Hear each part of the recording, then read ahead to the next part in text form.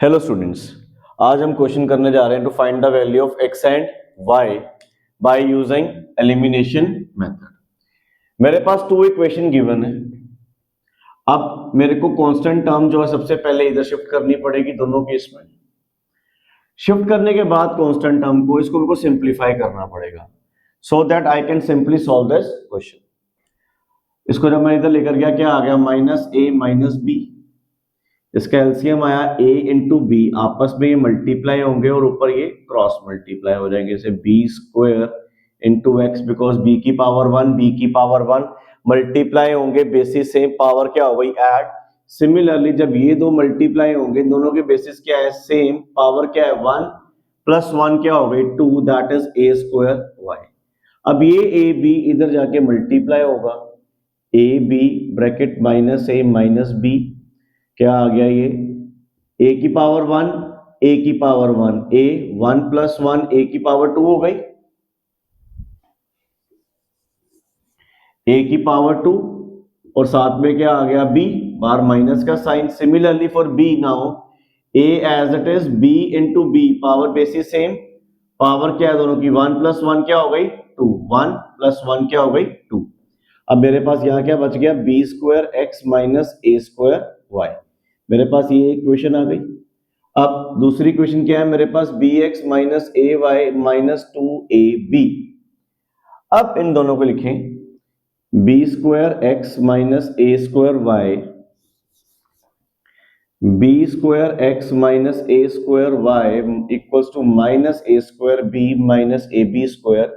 नीचे ये टर्म आ गई b x minus a y minus 2ab।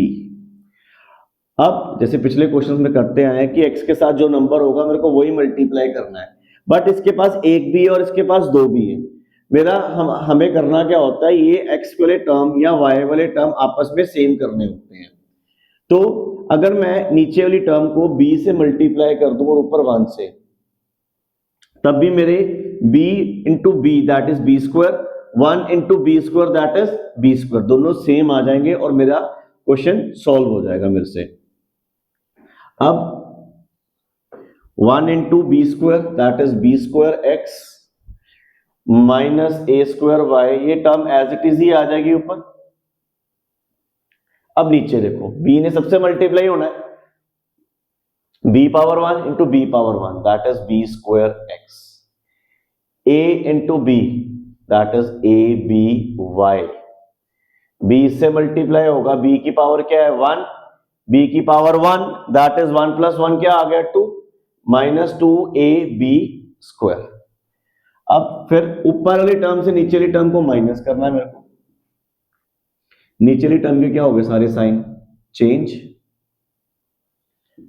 Plus minus minus same term cut हो गया, minus A square y plus a b y minus A square b, ये ऊपर से टर्म उतार रहा हूं as it is, plus 2ab square.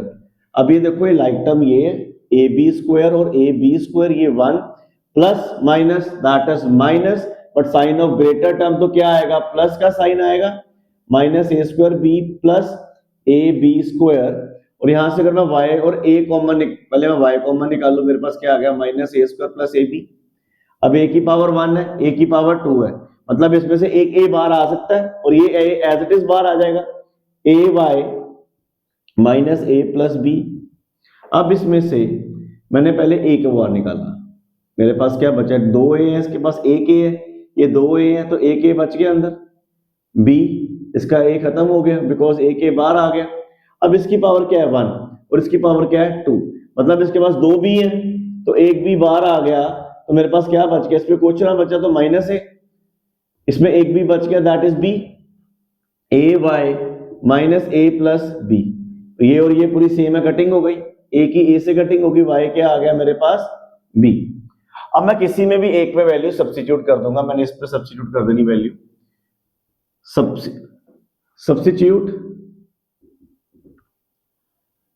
y in equation 1। अब मेरे पास क्या है bx minus a y that is minus 2ab, y की वैल्यू क्या है मेरे पास b, b x minus a b that is minus two a b. अब ये कुछ नहीं है, इसके आगे तो मैंने वन लगाया, माइनस वन ए बी, ये इधर चला गया, क्या हो गया minus two a b plus one a b, b x is equal to minus a b से बी कट, x की वैल्यू क्या आ गई माइनस ए एंड y की वैल्यू क्या आ गई b। Hope you are clear with this question.